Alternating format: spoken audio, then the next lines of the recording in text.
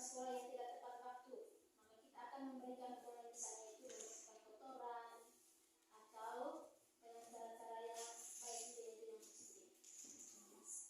Baik, terima kasih Ibu Sis. Dari ketiga jawaban dari teman-teman tadi, ada yang setuju, ada yang tidak setuju. Pemberian hukuman dengan hal yang positif seperti membaca atau membersihkan halaman sekolah dapat meningkatkan disiplin anak. Bagaimana Bapak Ibu? Ya, baik, silakan BK. Kalau saya hubungkan antara jawaban yang pertama dan kedua, sebenarnya kalau saya menjawab ini berarti tidak nyambung. Oke, gitu. Tapi kalau lihat dari bentuk hukumannya, tadi bagian dari hukuman positif, ya, maka itu boleh. Kalau saya sih setuju gitu. Tapi semuanya kan kembali ke anaknya. Apakah hukuman seperti itu juga bisa merubah, bisa membuat mereka disiplin kembali ke pribadi anak? Sudah baik, terima kasih BK. Mungkin ada lagi? Oke, kalau tidak ada, sekarang kita ke pertanyaan pemantik yang ketiga. Memberikan penghargaan dapat meningkatkan motivasi belajar anak. Setuju atau tidak setuju dengan pernyataan yang ketiga? Kalau saya sangat setuju. Kalau Kalau itu saya sangat setuju memberikan penghargaan. Jadi contohnya kemarin kita kan waktu kelas 7 kalau saya tidak salah. Jadi kita sempat memberikan penghargaan kepada anak-anak yang berprestasi saat itu. Tetapi seiring waktu berjalan selama ini, jadi penghargaan itu rupanya untuk di kita punya sekolah ini sudah tidak ada lagi. Jadi ini sangat mengecewakan bagi anak-anak juga. Sangat mengecewakan sekali. Kenapa itu tidak mau dilanjutkan lagi? Nah, sementara ya yang kita lakukan itu kan itu hal yang sangat bagus sebenarnya, karena anak-anak itu bisa mereka bisa bangga dengan mereka punya pencapaian sendiri. Jadi kalau saya sangat setuju. Oke, baik, terima kasih Pak Yos. Mungkin ada lagi dari teman-teman yang lain? ya, Semua setuju. Oke, Ibu Nola di belakang angkat tangan. Bagaimana kita dengarkan dulu? Saya juga setuju memberikan penghargaan dan meningkatkan motivasi belajar anak. Karena apa? Memberikan penghargaan kepada siswa itu dapat meningkatkan motivasi belajar dan memberikan rasa percaya diri kepada siswa. Nah, karena apa? Penghargaan juga dapat memotivasi siswa untuk terus bersemangat dan berprestasi. Karena apa? Penghargaan dapat diberikan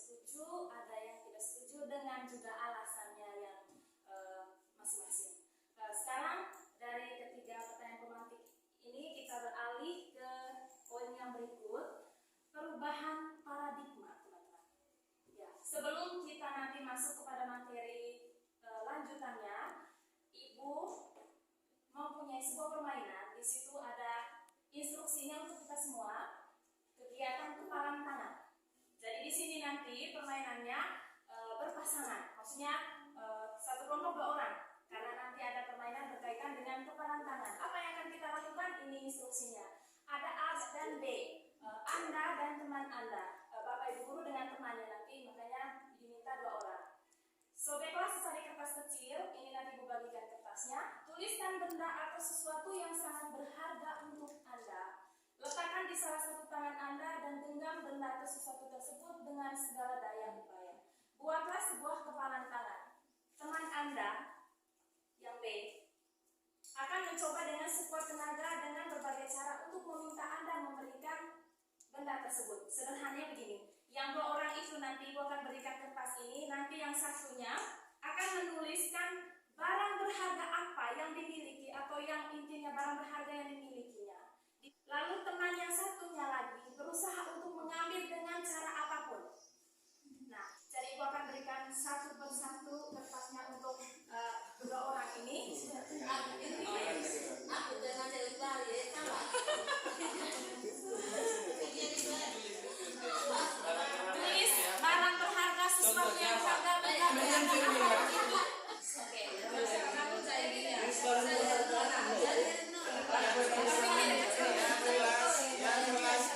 Ini saya tulis tidak perlu. Saya kira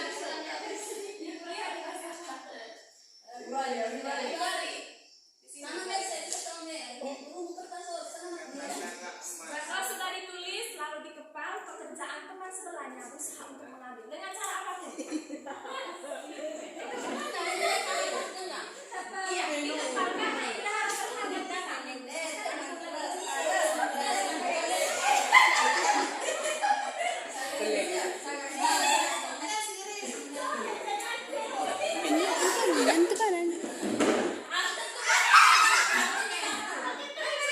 Baiklah teman-teman, terima kasih atas partisipasinya dalam kegiatan ini. Sekarang ada pertanyaan di bawah itu.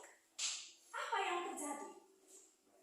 Nah, sekarang Ibu minta tanggapan dari teman-teman tadi yang sudah bermain. Silakan pertama ke Ibu Sis.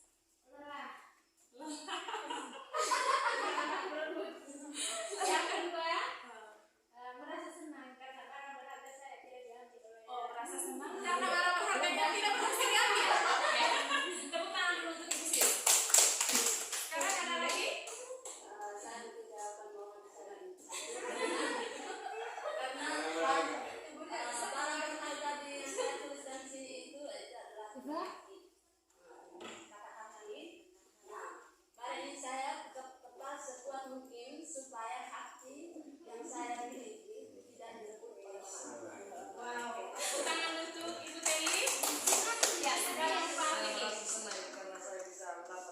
Oh, ada yang berhasil. Oke, terima kasih untuk Pak Vicky. Kita berikan aplaus untuk Pak Vicky.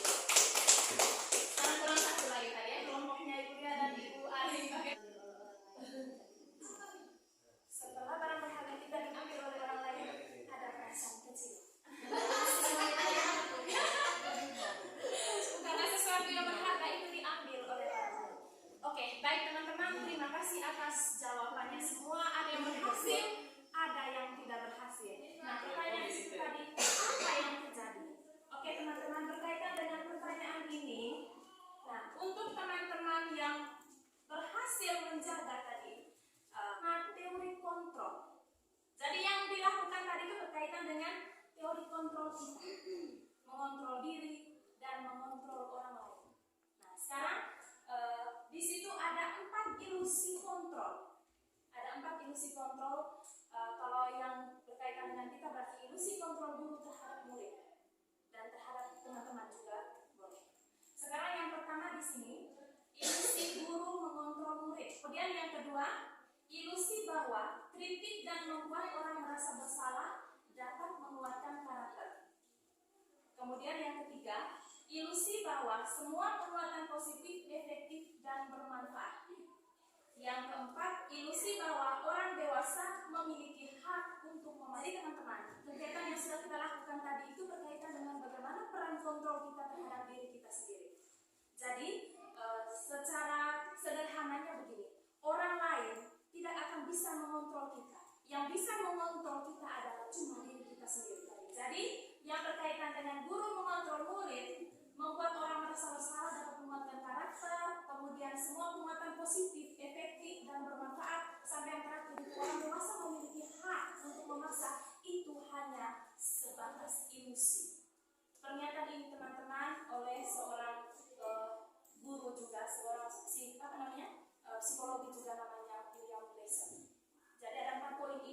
hanya sebagai ilusi.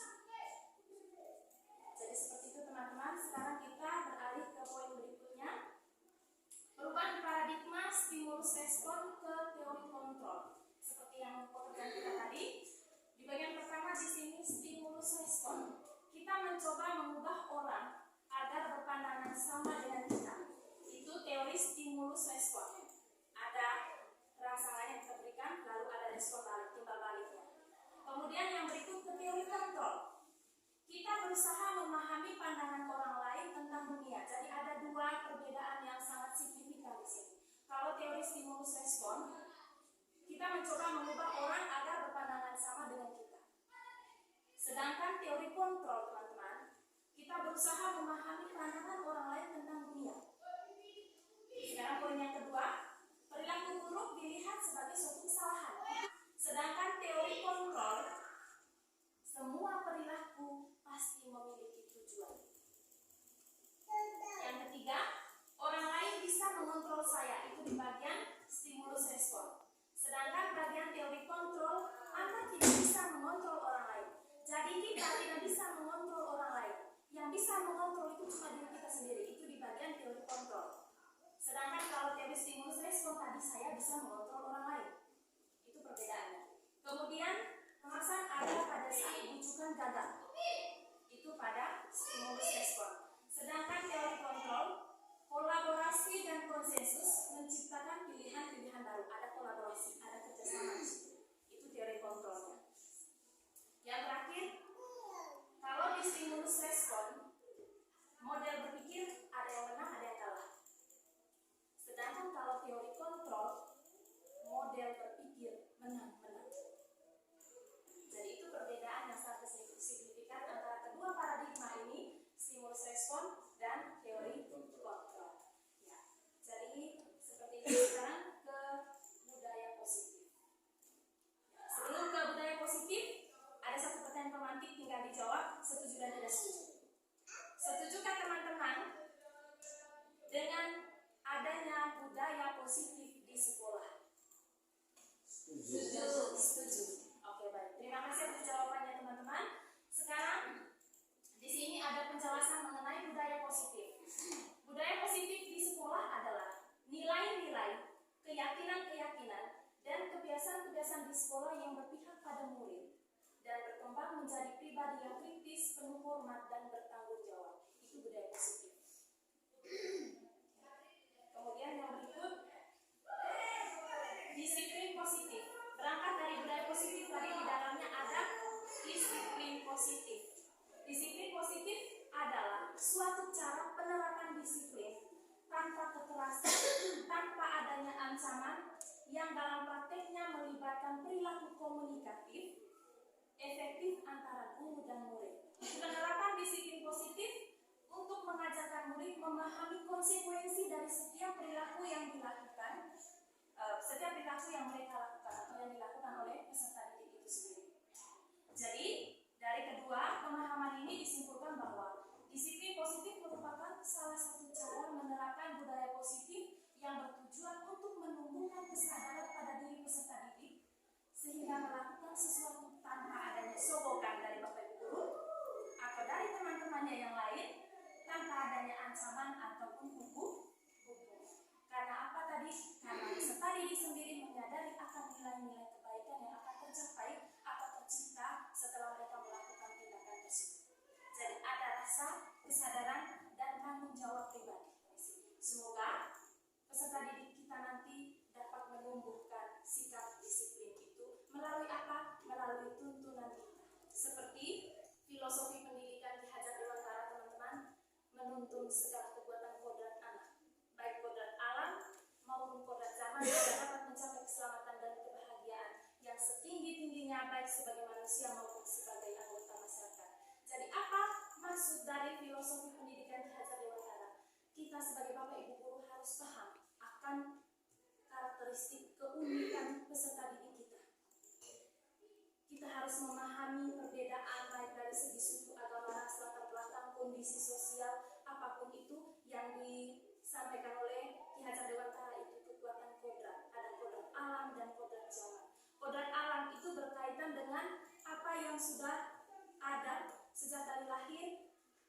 Peserta didik itu berkaitan dengan wataknya, kondisi sosialnya seperti apa, itu berkaitan dengan kodratnya anak. Mungkin fisiknya itu berkaitan dengan kodrat anak. Sedangkan kodrat zaman berkaitan dengan perubahan zaman. Jadi tidak sama dengan kita dulu, makanya sekarang kita sering membanding-bandingkan. Dulu kami tidak seperti ini ketika kami murid. Sekarang kenapa pusing sekali? Itu karena zamannya sudah berbeda. Nah, filosofi pendidikan Ki Hajar Dewantara, teman-teman, harapannya supaya kita bisa masuk ke dalam itu. Tugas kita adalah menuntun. Bapak Ki Hajar Dewantara mengibaratkan guru itu sebagai petani yang menanam benih di ladang, merawatnya untuk tumbuh dan berkembang dengan baik. Itu filosofi Bapak Ki Hajar Dewantara. Jadi, apa yang mau dicapai oleh murid kita itu tergantung bagaimana kita bisa melihat kedua kodrat anak itu. Lalu tugas kita cuma sebagai fasilitator. Jadi itu berkaitan dengan perubahan paradigma sampai kepada disiplin positif tadi. Sekarang berikut, nah kita lanjut ke nilai-nilai kebajikan atau nilai-nilai kebaikan. Sekarang kita sudah berada pada penerapan kurikulum merdeka atau merdeka belajar. Belajarnya merdeka, peserta didiknya juga merdeka. Nah, dasar dari itu teman-teman, karena diharapkan berdasarkan dengan filosofi pendidikan Ki Hajar Dewantara, supaya tercapai ini nilai-nilai kebaikan, atau kita bisa menuntun anak-anak agar mereka dapat mewujudkan nilai-nilai kebaikan ini. Supaya apa tadi? Seperti yang diharapkan oleh Ki Hajar Dewantara itu dapat selamat dan bahagia, baik sebagai manusia ataupun sebagai anggota masyarakat. Nah, sekarang nilai-nilai kebaikan apa yang harus ditanamkan atau yang harus ada di dalam diri peserta didik? Jadi di sini berkaitan dengan dimensi profil pelajar Pancasila. Beriman dan bertakwa pada Tuhan Yang Maha Esa dan berakhlak mulia. Kemudian berkebinekaan global, gotong royong, mandiri, bernama kritis, kreatif. Oke, berkaitan dengan keenam dimensi profil pelajar Pancasila, Ibu punya lagu yang akan kita, kalau bisa nanti ini dipraktekkan di peserta didik kita, supaya mereka tahu bahwa oh ternyata kami ini hendaknya kami ini maunya dijadikan seperti ini atau dilahirkan menjadi seperti ini.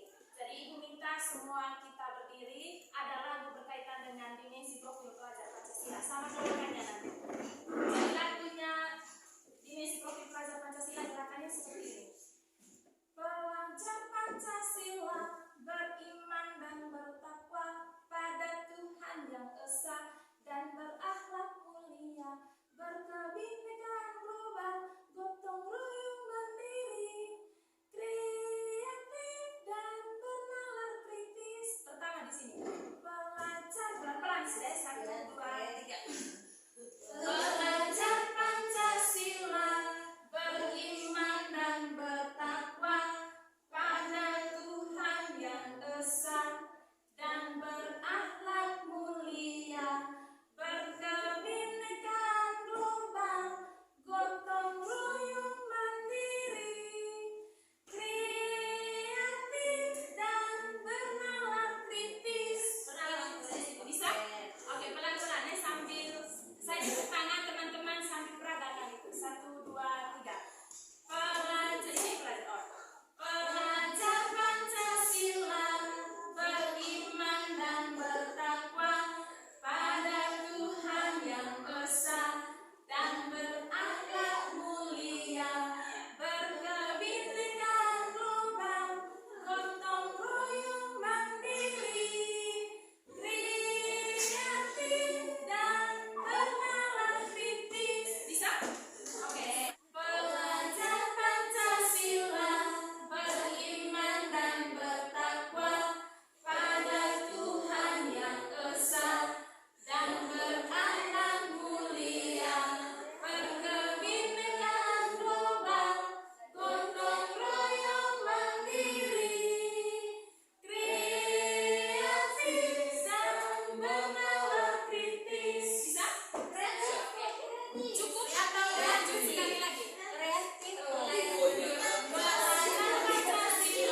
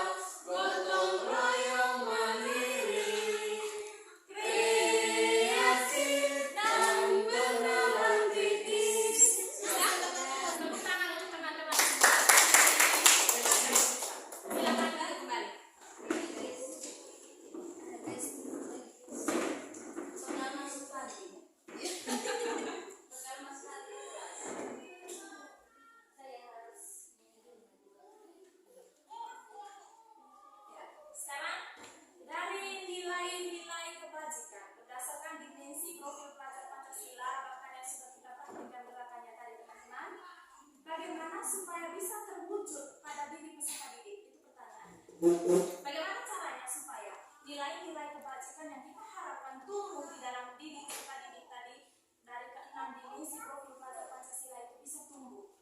Maka langkah yang bisa dilakukan oleh kita semua sebagai pendidik adalah membentuk keyakinan kelas, atau bisa juga dengan kesepakatan kelas. Ada kesepakatannya. Di sini ada contoh keyakinan kelas. Yang pertama, kelas harus bersih. Kemudian berpakaian yang rapi, duduk yang sopan, saling menghargai atau menghormati. Ini hanya contoh saja. Jadi untuk bisa menumbuhkan keenam dimensi profil pelajar Pancasila atau nilai-nilai kebajikan yang sudah kita pahami tadi itu, langkah yang bisa kita lakukan sebagai guru yang mengajar peserta didik kita adalah dengan membentuk keyakinan kelas bersama. Jadi contohnya tadi seperti ini. Kemudian yang berikut, agar bisa mewujudkan itu semua, kebaikan-kebaikan itu tadi, Bapak Ibu guru juga harus memahami kebutuhan dasar manusia. Kalau kita sebagai guru, kita harus bisa memahami kebutuhan dasar peserta didik kita. Sekarang, apa saja kebutuhan dasar manusia itu? Yang pertama, kebutuhan untuk bertahan hidup, atau bahasa Inggris yang diajarkan oleh Bapak Chris, Bapak Kosi Beka, namanya survival. Kalau tidak salah bunyinya seperti itu ya, Beka? Ya. Jadi, ya, untuk survive, untuk bisa bertahan hidup. Jadi itu kebutuhan dasar yang pertama yang dimiliki oleh manusia. Begitupun dengan peserta didik kita. Jadi tindakan yang mereka lakukan itu salah satunya ingin memenuhi salah satu dari kelima kebutuhan dasar. Yang pertama kebutuhan untuk bertahan hidup. Ini berkaitan dengan sandang pangan papan. Mereka makan tidak, mereka punya apa tidak, punya uang apa segala macam, pokoknya berkaitan dengan fisik, kebutuhan dasar. Jadi tindakan yang mereka lakukan itu mungkin saja ingin memenuhi salah satu dari kebutuhan ini. Jadi tugas kita Bapak Ibu guru adalah kita memahami ini. Sekarang yang berikut, kebutuhan cinta kasih dan rasa memiliki atau rasa dimiliki. Kasih sayang, love and belonging. Jadi peserta didik melakukan sebuah tindakan itu karena atas dasar ingin memenuhi kebutuhan cinta kasih atau rasa memiliki, rasa dicintai oleh siapa? Oleh kita sebagai Bapak Ibu guru. Terkadang kita merasa bahwa peserta didik kita begini, mungkin dia hendak meminta perhatian dari kita. Perhatian apa? Karena dia ingin memenuhi kebutuhan dasar cinta kasih atau rasa diterima, rasa dihargai, rasa diamong istilahnya. Kita mengambil dia sebagai anak kita yang kita harus tumbuhkan dia, yang kita harus bimbing, tuntun dia, fasilitasi dia. Jadi tugas kita Bapak Ibu guru memahami poin yang kedua di sini, kebutuhan cinta kasih. Kemudian yang ketiga, kebutuhan dasar akan kesenangan. Fun, having fun katanya. Kita manusia, begitu pun dengan peserta didik kita, memiliki salah satu kebutuhan dasar akan kesenangan. Kita menginginkan sesuatu yang akan membuat kita merasa tertawa, happy, karena ada kebutuhan kita akan kesenangan. Berikut, kebutuhan akan kebebasan. Freedom apa? Free. Ya. Kita menginginkan kebebasan, tidak terikat, tidak diatur-atur, tidak digenggam. Kita ingin bebas, yang kita lakukan itu atas dasar kemauan kita sendiri. Dan tercapai itu, maka kebutuhan dasar akan kebebasan itu terpenuhi. Itu kebutuhan dasar yang keempat. Yang terakhir, kebutuhan akan kekuasaan. Sebagai pemimpin, jadi tugas kita Bapak Ibu guru adalah memahami kelima kebutuhan dasar yang ada pada peserta didik. Kita bisa renung sendiri ketika kita mengalami sesuatu atau ada hal yang kita ingin capai tetapi tidak tercapai, pasti itu juga berpengaruh terhadap perilaku kita. Begitupun dengan peserta didik. Jadi tugas kita pahami dulu kelima kebutuhan dasar ini supaya kita bisa mengambil tindakan yang bijak untuk peserta didik kita di kelas kita masing-masing. Sekarang kita beralih ke ini 5 posisi kontrol kita, Bapak Ibu.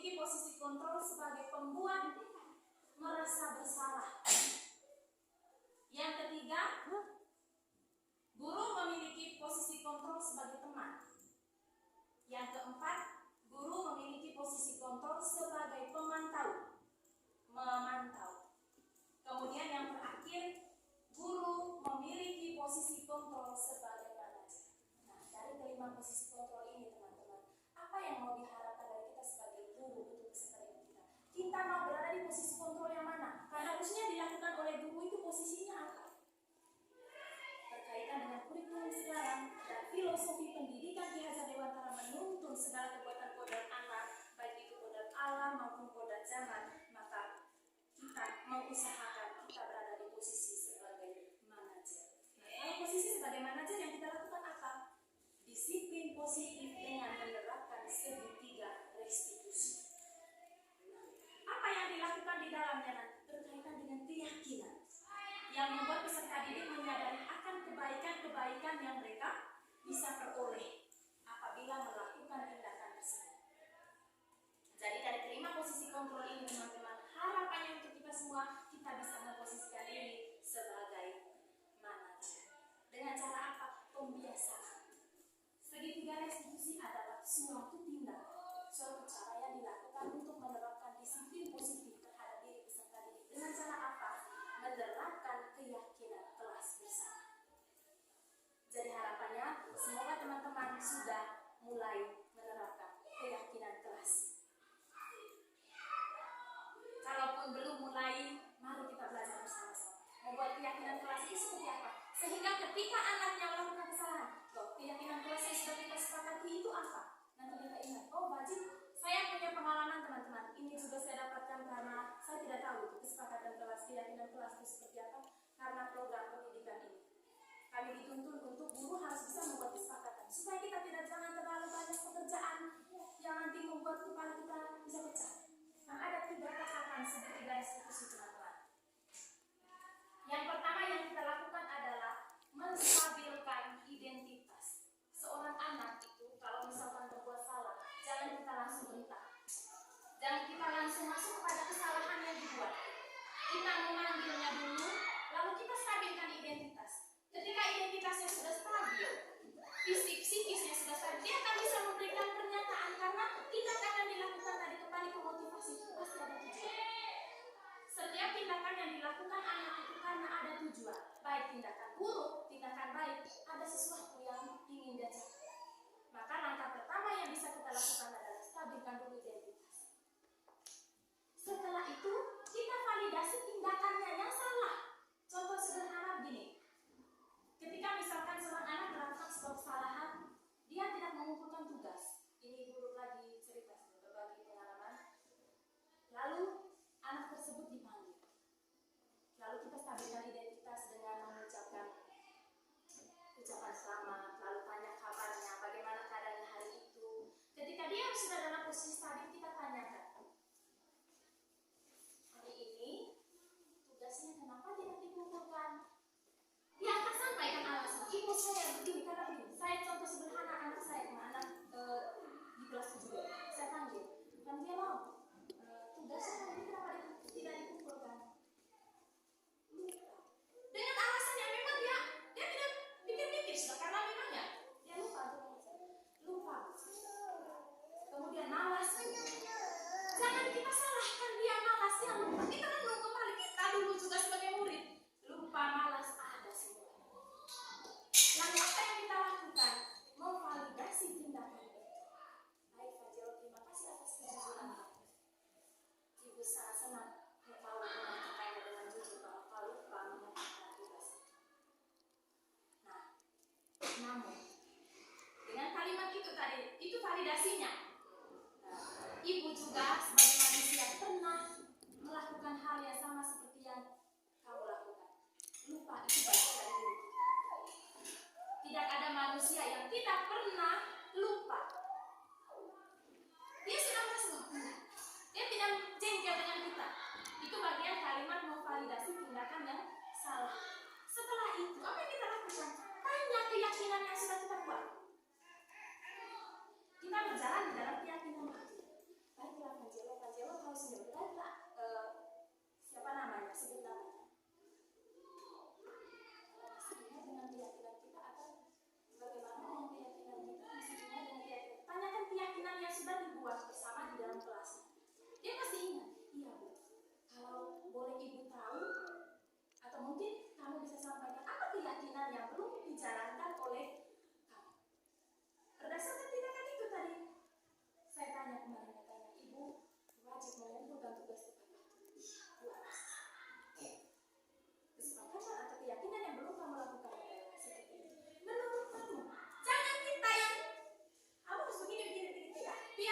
kita berikan kesempatan dia untuk memberikan solusi dari kesalahan yang dia buat. Lalu kita tanyakan upayanya. Kalau begitu, menurut kamu apa yang sebaiknya kamu lakukan? Pertama dia pasti saya mau berubah. Iya, berubah. Pasti jawabannya seperti itu. Tapi kita harus tanyakan dulu, berubahnya cara konkretnya dan dia berubah itu apa? Maka dia pasti sampaikan, saya akan, misalkan contoh sederhana kemarin dikatakan, ibu saya mau berubah. Oke, terima kasih atas jawaban. Solusi yang kamu mau berusaha untuk berubah. Dengan cara seperti apa kira-kira? Yang bisa membuktikan kamu nanti bahwa pada pertemuan berikut, pada hari-hari berikutnya kamu tidak akan melakukan itu. Dia katakan begini, saya melihat roster atau saya mau menempelkan roster atau menempelkan jadwal di dinding. Oke, sekarang apa yang kamu lakukan? Melihat roster. Kapan kamu melihat roster? Misalkan setelah pulang sekolah. Lalu setelah melihat roster apa yang kamu? Kita gali terus. Nanti kita pikir, oh saya lihat buku ibu, buku besok. Setelah kamu lihat buku apa? Lihat buku tugas ibu. Satu lagi lihat buku tugas. Lihat tugasnya ibu. Setelah kamu tahu ada tugas dikerjakan. Kapan dikerjakan? Pada saat itu. Dia sudah punya pikirannya sendiri. Dia sudah punya solusinya sendiri. Nah, itulah segitiga restitusi. Nah, berikut.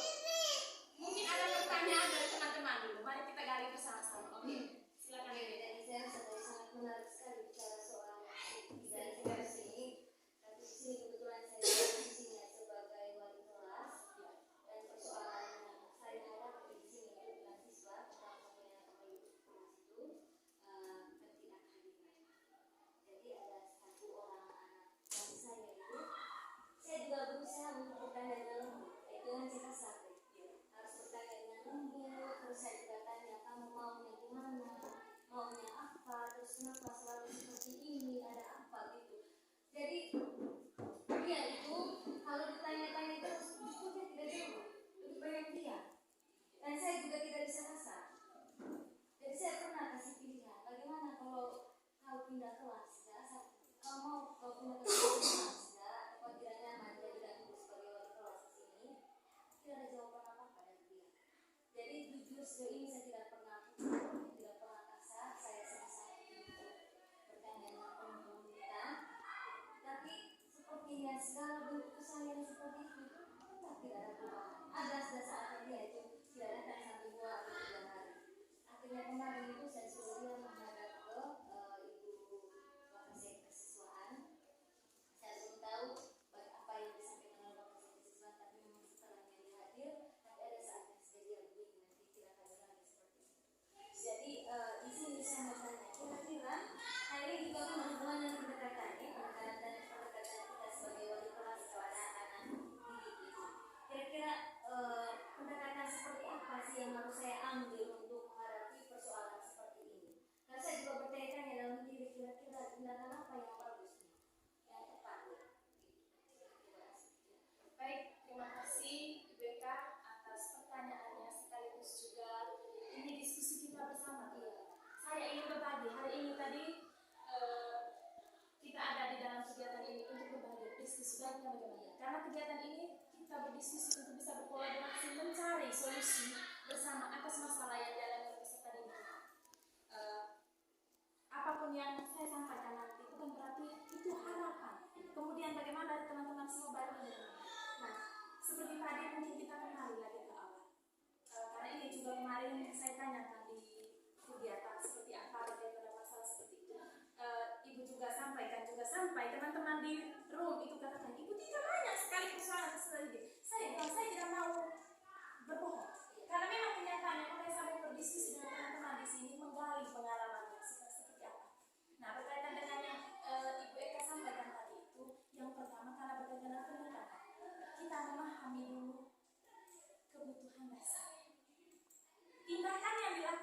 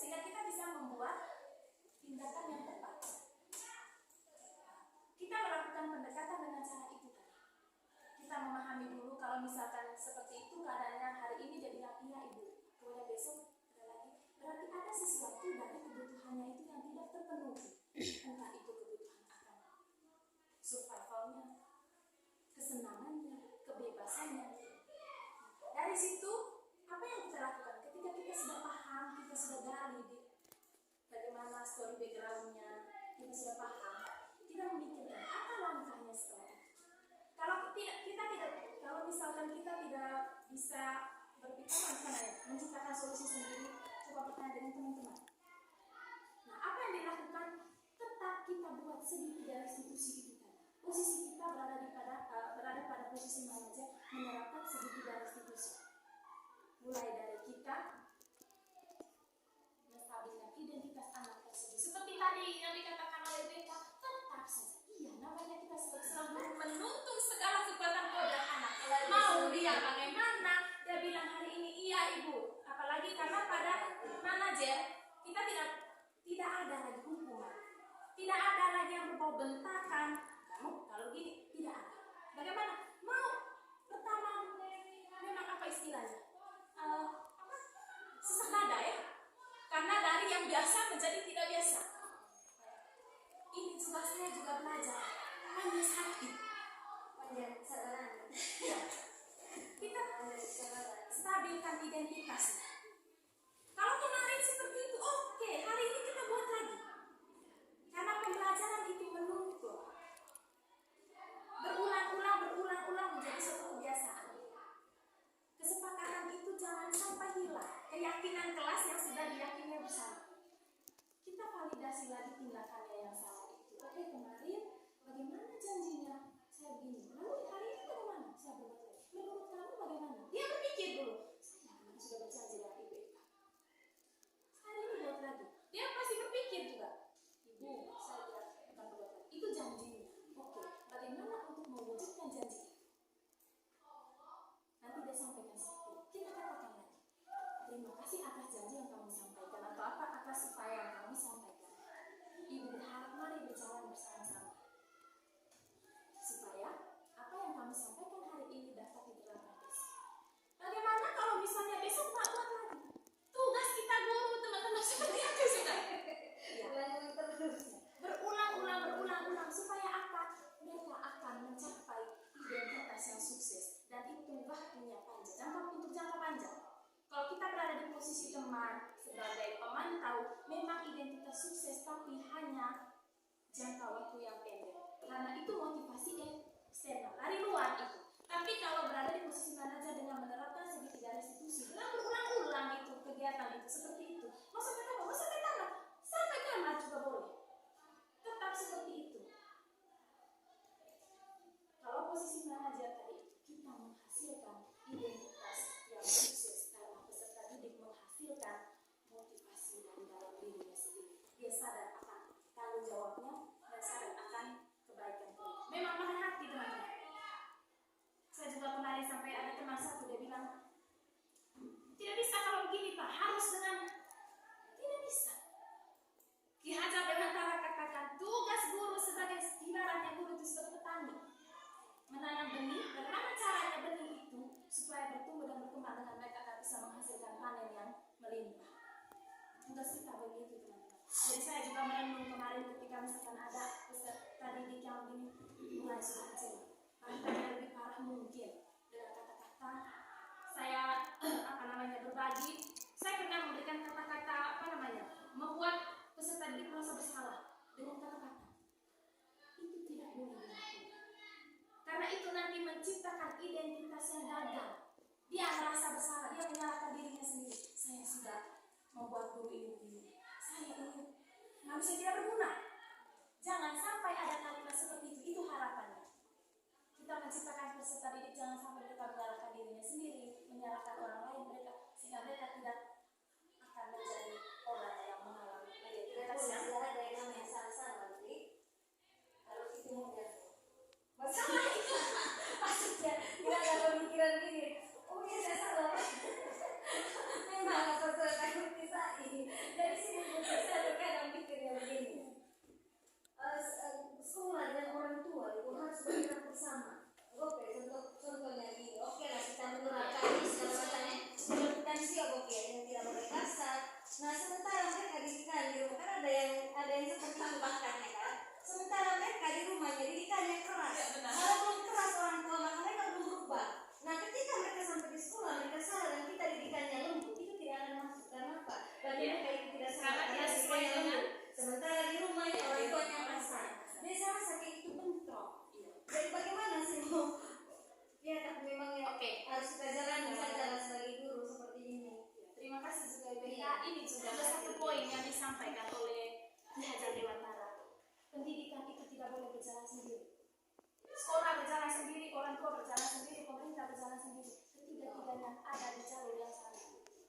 ketika peserta didik seperti ini, ketika kita kembali ke orang tua, serahkan sepenuhnya ke guru, salah itu.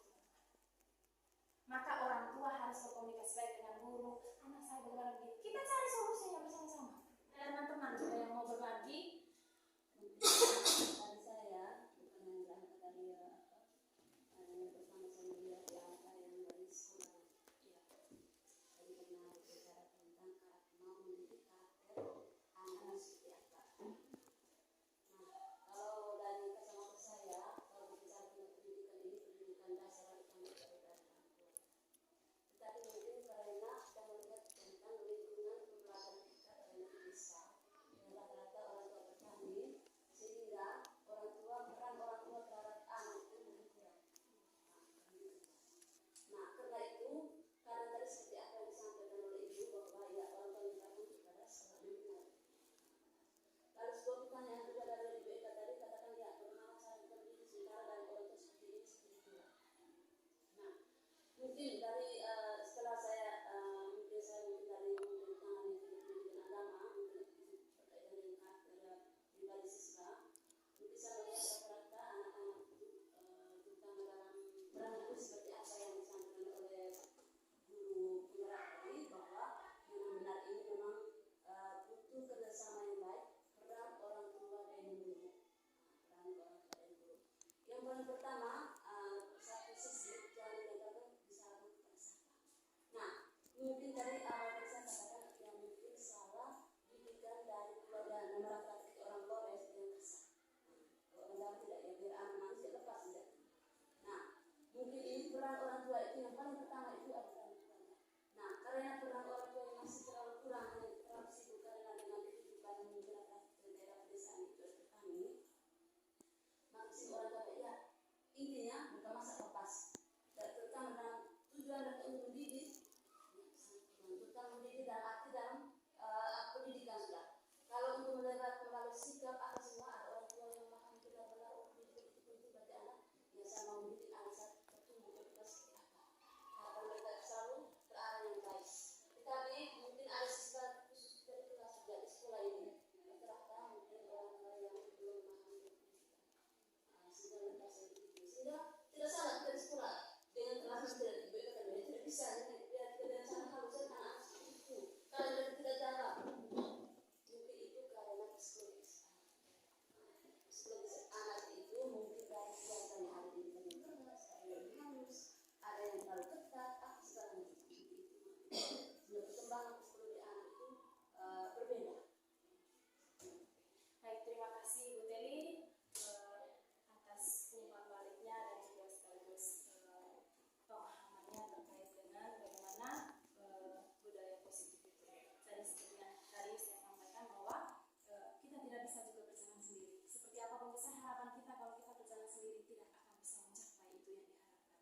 Nah, seperti yang sudah disampaikan Bu Teli, ya memang seperti itu sudah kenyataan. Tapi pada kegiatan kita hari ini, tugas kita jangan sampai kalau memang orang tua seperti itu jangan kita ikut juga.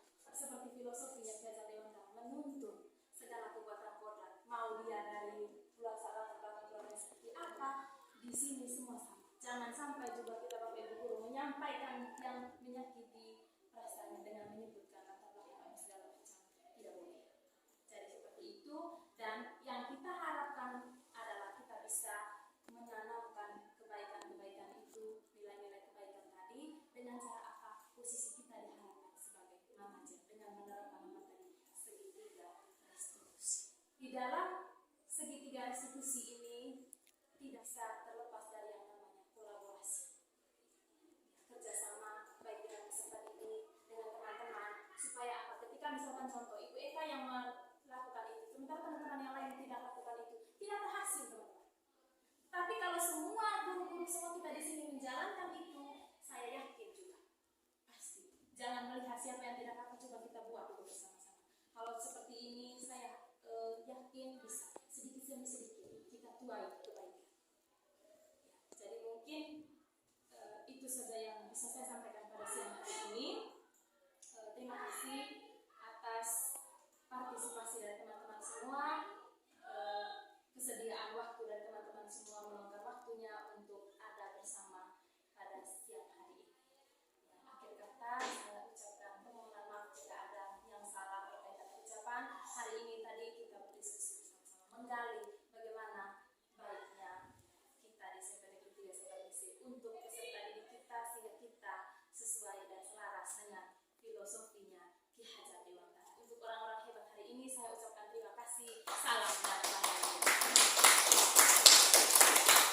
Selamat siang, perkenalkan saya rekan sejawat dari Ibu Maria Sartika Setia.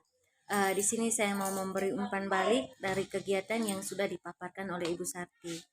Di sini saya mengatakan bahwa semua materi yang disampaikan oleh Ibu Sarti itu sangat bermanfaat untuk saya pribadi dan juga untuk semua rekan guru di SMP Negeri 3 ini. Dari materi yang disampaikan oleh Ibu Sarti, saya pribadi sudah menggali banyak pengetahuan. Salah satunya itu bagaimana cara kita untuk menghadapi siswa-siswa yang memiliki masalahnya masing-masing. Terima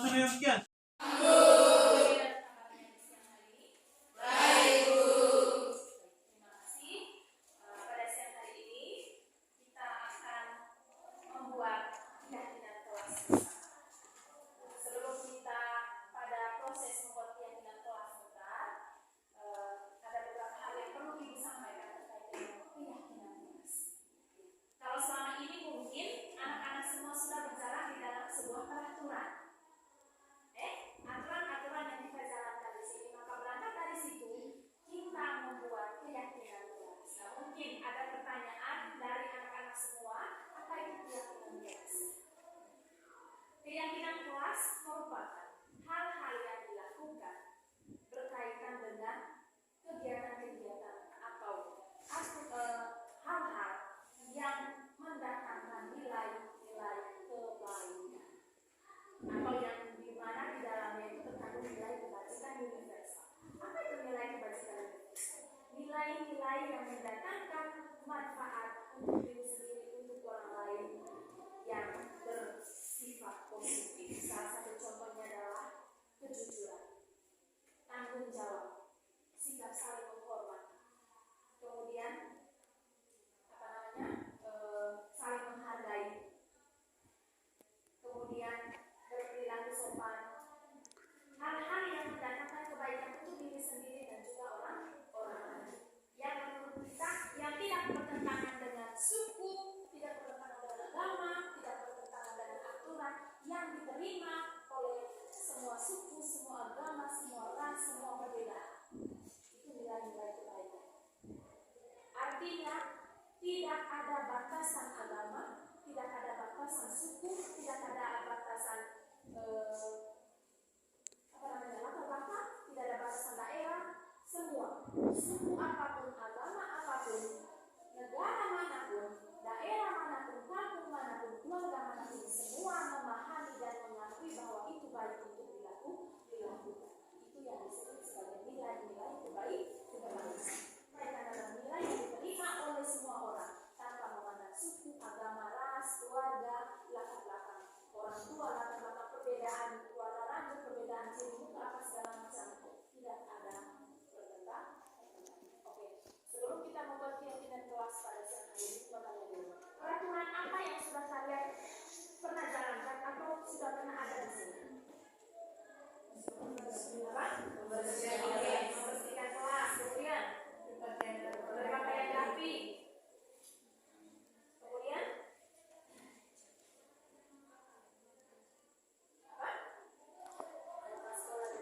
iya, datang sekolah tepat waktu.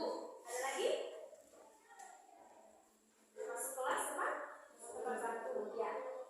Kalian melakukan itu selama ini karena kalian menganggap dan mengakui bahwa itu bermanfaat untuk diri sendiri. Oke. Ya. Maka berangkat dari itu anak-anak, sekarang ibu akan bagikan kertas sticky note. Kalian semua tulis keyakinan kelas menurut kamu bermanfaat atau mendatangkan kebaikan untuk diri kamu sendiri dan orang lain. Tidak perlu berlama-lama, tulis nanti sesingkat saja.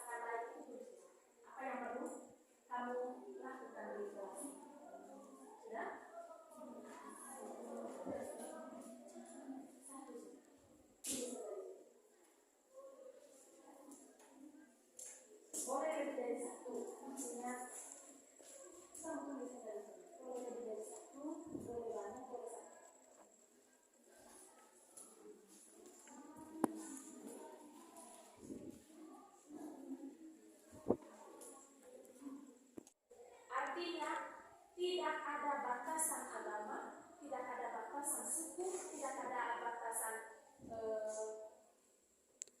latar belakang, tidak ada batasan daerah, semua suku apapun, agama apapun, negara manapun, daerah manapun, kampung manapun, keluarga manapun, semua memahami dan mengakui bahwa itu baik untuk dilakukan.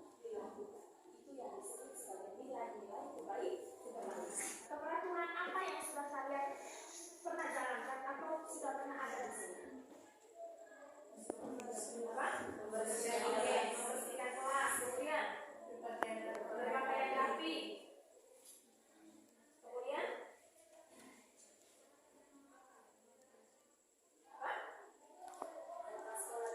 iya, datang sekolah tepat waktu. Ada lagi? Masuk kelas tepat waktu. Ya. Kalian melakukan itu selama ini karena kalian menganggap dan mengakui bahwa itu bermanfaat untuk diri sendiri. Oke. Ya. Maka berangkat dari itu anak-anak, sekarang ibu akan bagikan kertas sticky note. Kalian semua tulis keyakinan kelas menurut kamu bermanfaat atau mendatangkan kebaikan untuk diri kamu sendiri dan orang lain. Tidak perlu berlama-lama, tulis nanti sesingkat saja.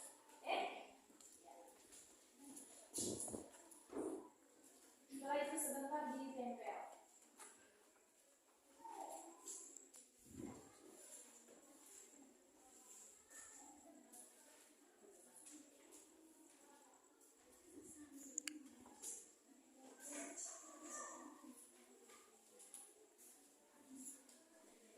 Sekarang tulis keyakinan kelasnya, keyakinan yang menurut kamu baik.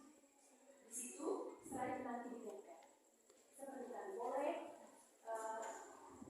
yang sudah kamu rasakan baik itu tulis. Apa yang perlu kamu lakukan di kelas? Sudah?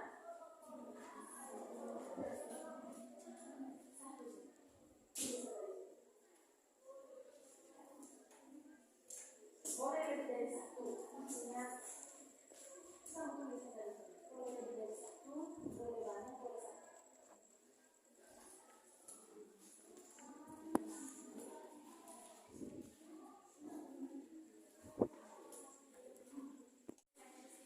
Itu ibu meminta menempelkan tulisan kalian di diri.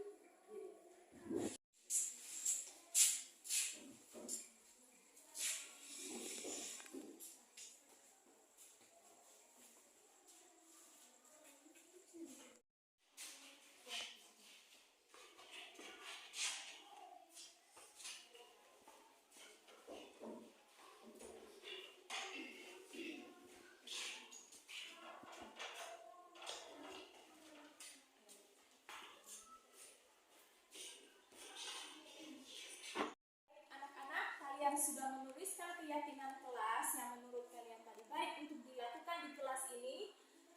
Seperti di sini saya bacakan satu persatu: menghormati sesama, kemudian datang sekolah tepat waktu, berbahasa Indonesia, kemudian berpakaian rapi, wajib membersihkan kelas, saling menghargai sesama, datang sekolah tepat waktu, kemudian saling menghargai dan saling tolong menolong. Oke, tepuk tangan untuk kalian.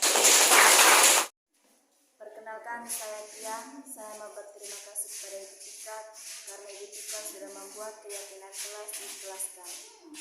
Dari SMP Negeri 3 Serta Mese mengucapkan terima kasih kepada Ibu Tia